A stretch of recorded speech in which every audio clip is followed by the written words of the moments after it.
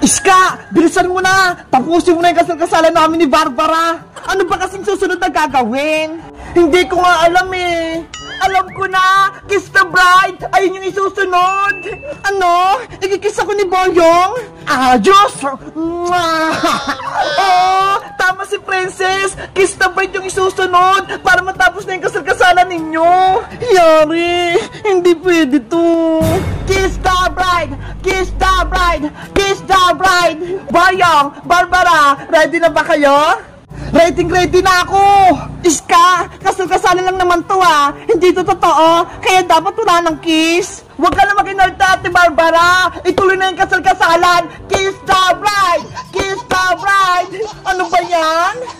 Bago ko itutuloy ang kasal-kasalan, itatanong ko muna sa inyo, may tututol ba sa kasalan ni Barbara at Boyong?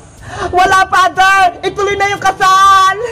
Yay! Walang tututol!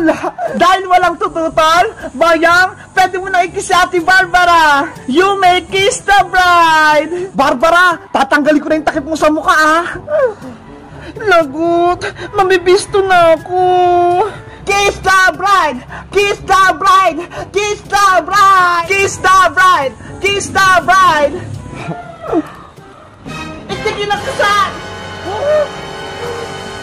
Sino yon? May tututol? Ate Barbara? Ikaw ba yan? Bakit andyan ka? May Barbara pa dito kay kakasala! Itigil nyo kasal-kasalan na yan! Hindi yan magandang gawin! Pero Ate Barbara, laro-laro lang naman to eh! Hindi to totoo! Kahit na, mga bata pa kayo, hindi yan magandang laro para sa inyo! Saka, hindi naman ako kay kakasala, impostor yung bride na yan! Sino pala itong pakakasalan ko? Peking Barbara, ipakita mo nga yung mukha mo! Hoy babae, tanggalin mo na yung tagatang mukha mo! Oh no! Bebang, ikaw yan? Paano to nangyari? Hindi pwede to! Nagpanggap ka sa Ate Barbara, Bebang?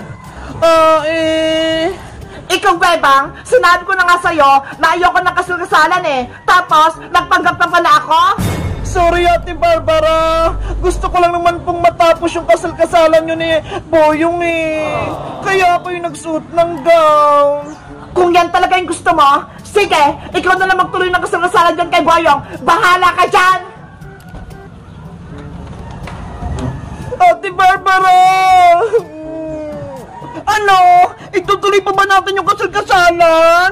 Ewan ko, hindi naman pala si Ate Barbara yung bride eh, kundi si Bebang. Bebang, paano mo to nagawa? Niloko mo kami? Akala ko, ikaw si Ate Barbara, hindi pala. Sorry Boyong, gusto ko lang naman matuloy yung kasal-kasalan nyo ni Ate Barbara eh, para hindi ka magalit sa akin. Mali yung ginawa mo, Bebang. Kung ayaw ni Barbara ng kasal-kasalan, okay lang sa akin yon, hindi ako magagalit.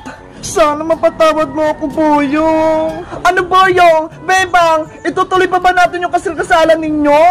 Ewan ko kay Bebang, kung gusto niya pa. Ano, Bebang? Payag ka ba? Ituloy yung kasal-kasalan? Sorry, Iska, Princess, Boyong, napag-isip-isip ko. Hindi ko na itutuloy yung kasal-kasalan. Boyong, isusoli ko na yung sing-sing mo. Uwi na ako! Pasensya sa inyo! Natira ko yung kasal-kasalan! Oh no! Bebang! Bebang!